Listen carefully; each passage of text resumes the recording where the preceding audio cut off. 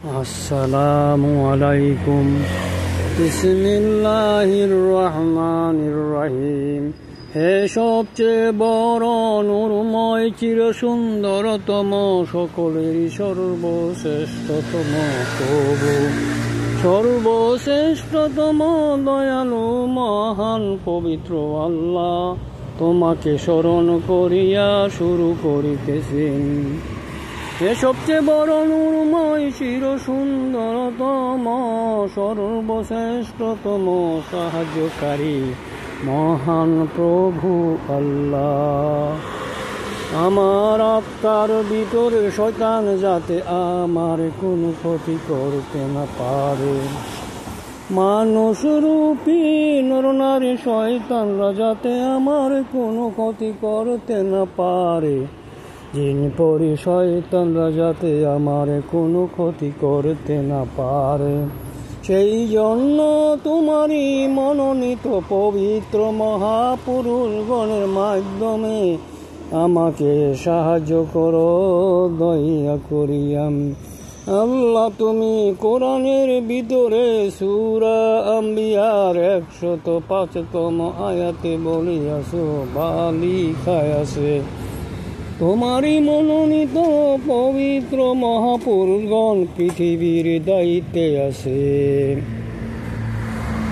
আমি মনে প্রাণে বিশ্বাস করি, মুহাম্মদ আহমদকে সৃষ্টি না করিলে আকাশ বাতাস সূর্য চন্দ্র জিন মানুষ ফেরেশতা ইত্যাদি কোনো কিছুই সৃষ্টি করিত না। সকল সৃষ্টির মূলে মুহাম্মদ আহমদ।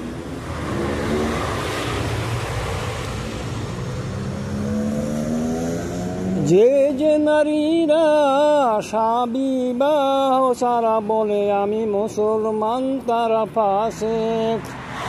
নারীরা পরীরা মুসলমান হবে নিজ নিজ স্বামীর কাছে।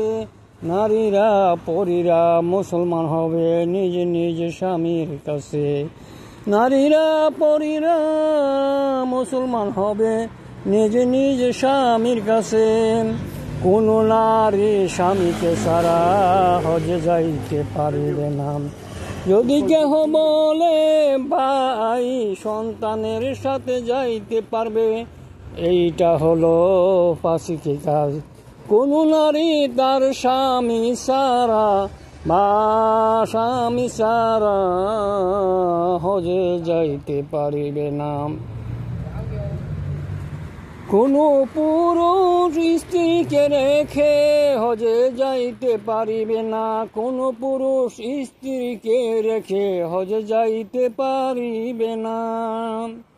যদি যায় পাপের বাগী হবে। কোন নারী স্বামী ছাড়া বলতে পারবে না আমি মুসলমান, আমি হিন্দু, আমি খ্রিস্টান, আমি বৌদ্ধ।